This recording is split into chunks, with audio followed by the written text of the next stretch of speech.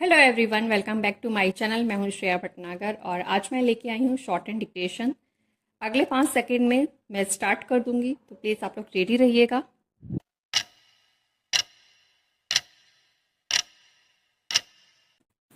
यह राहतकारी है कि भारत यात्रा पर आए चीनी विदेश मंत्री वांग ई ने दुर्लभ धातुओं यानी रेयर अर्थ मैग्नेट की आपूर्ति बहाल करने, बुनियादी ढांचे से जुड़ी परियोजनाओं के लिए ज़रूरी मशीनों का निर्यात करने के साथ उर्वरकों की बिक्री शुरू करने का आश्वासन दिया।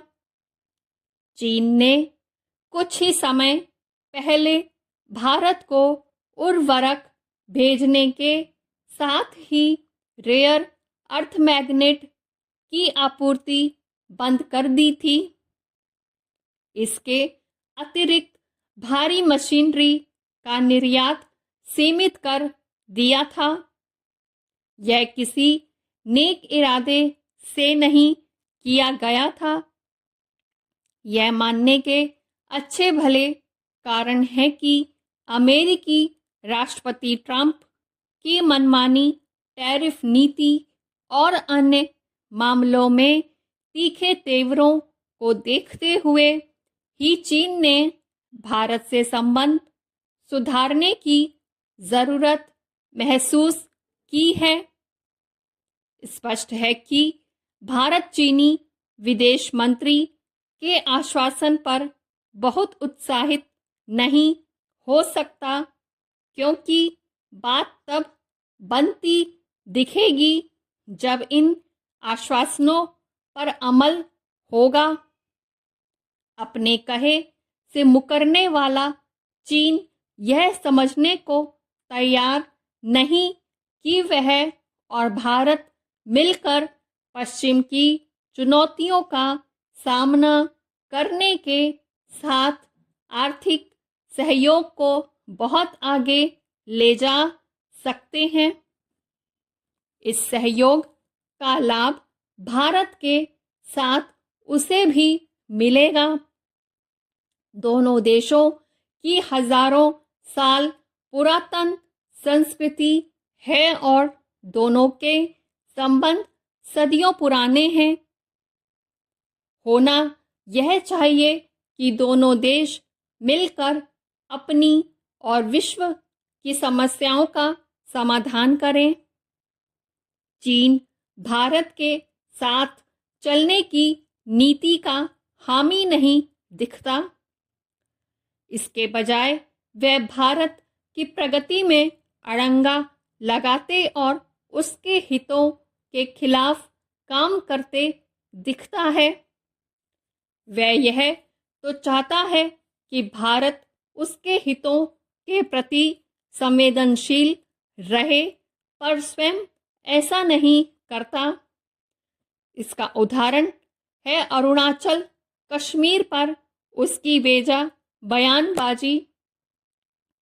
चीनी नेतृत्व ने अपने यहाँ की क्रांति के बाद तो भारत से मैत्री भाव दिखाया, लेकिन फिर उसने भारत विरोधी रवैया अपना लिया।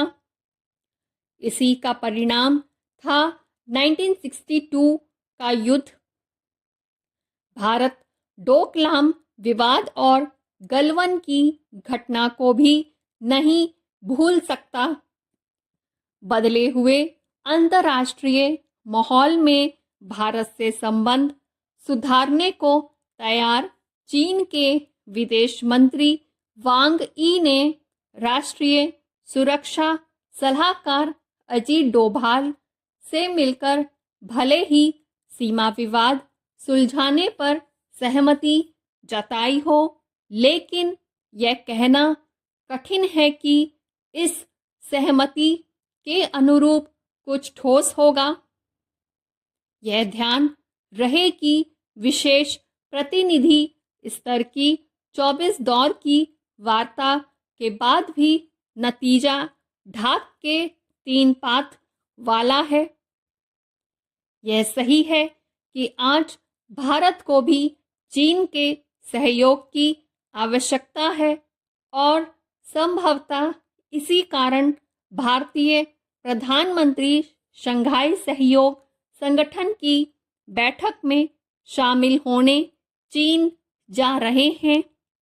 लेकिन अच्छा होगा कि इस पर विचार किया जाए कि हम दुर्लभ धातुओं, उर्वरकों, भारी मशीनों आदि के लिए चीन पर क्यों निर्भर हैं।